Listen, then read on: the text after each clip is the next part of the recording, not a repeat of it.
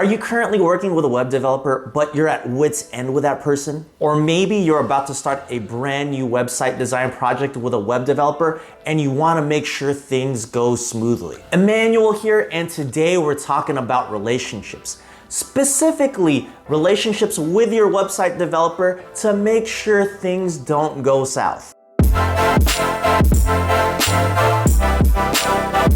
You know, I've taken over quite a bit of contracts from old web developers that were just not able to finish these website projects. I know absolutely how frustrating this can be. Because hey, let's face it, I've been in that position as well, where a contract has completely blown up in my face. My goal with today's video is to help you understand why these things happen, so that you can preemptively be prepared so these things do not happen to you. Today we're going over my rookie mistakes as well as the mistakes of a few not too professional website developers. But before I get into it, please make sure you hit that like button. You know it helps out the video, you know it helps out the channel, and thank you so much in advance. So web development projects can go south for a ton of different reasons, but at the end of the day, it really boils down to two.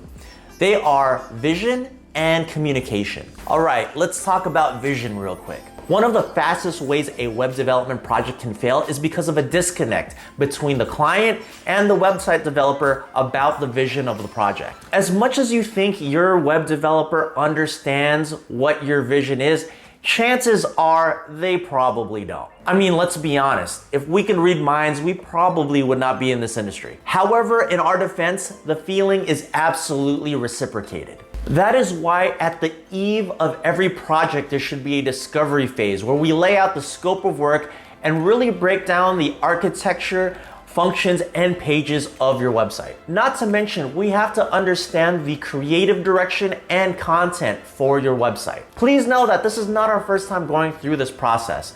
This is actually best practice. By the end of the discovery phase, you should have a document outlining all of the details for your project. And this document will become your project's rulebook or guidebook. Think of it this way. If you wanted to build a house, you don't just start pouring concrete. You have to hire an architect to create blueprint schematics of the house that you plan to build.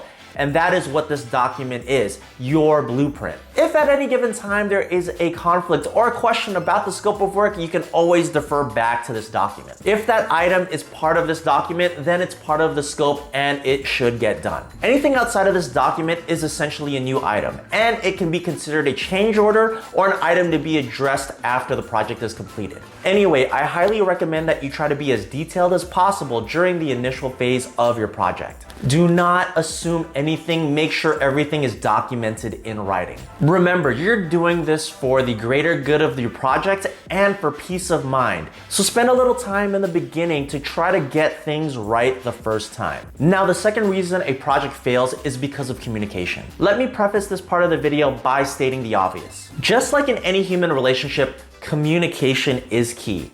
However, just like in any human relationship, there will be disagreements. So let's make sure we set that expectation right now. There is a high probability that you're gonna get pissed off or upset. There's also a high probability that that feeling is gonna be reciprocated. This is natural. Don't think it won't happen, because it absolutely will. The best we can do is try to mitigate this as much as possible. And we can do that by simply communicating to each other daily. Be sure that there's at least one email thread, a phone call, or a text message that goes out regularly just to check in. And while we're at it, let's lay out some ground rules just to better our communication. There is nothing more frustrating than an email chain of back and forth messages over a bunch of different topics. Sometimes this makes it almost impossible to find a specific thread or topic that we were originally conversing over. That being said, it is always best practice to just pick up the phone and call if a thread goes past two back and forth messages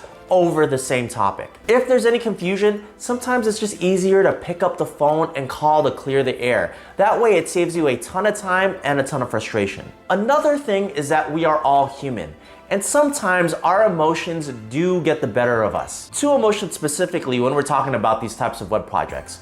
Those are angst and frustration. These two emotions can absolutely lead to project fallout. They typically appear when something is not getting done, something is not getting done correctly or something is not getting done fast enough. Hey, we're all adults here and we know how to accept constructive criticism and accountability. That being said, if there's any feeling of discouragement, make sure you pick up the phone immediately and talk it out. Do not let things escalate. Find a quick resolution and solve the conflict. That way you can continue to strengthen your relationship together. And there you have it, the main reasons for project fallout and ways to mitigate them. Remember, when you're working with a web developer or web development company, you're going into a long-term relationship with them. There will absolutely be highs and lows, ups and downs, peaks and valleys during the duration of your partnership with them. Make sure the person that you hire is someone that you feel comfortable going on that journey with. Anyway, I hope you guys enjoyed the video. And if you did, make sure you hit that like button, maybe drop a comment below, and maybe, just maybe, hit that subscribe button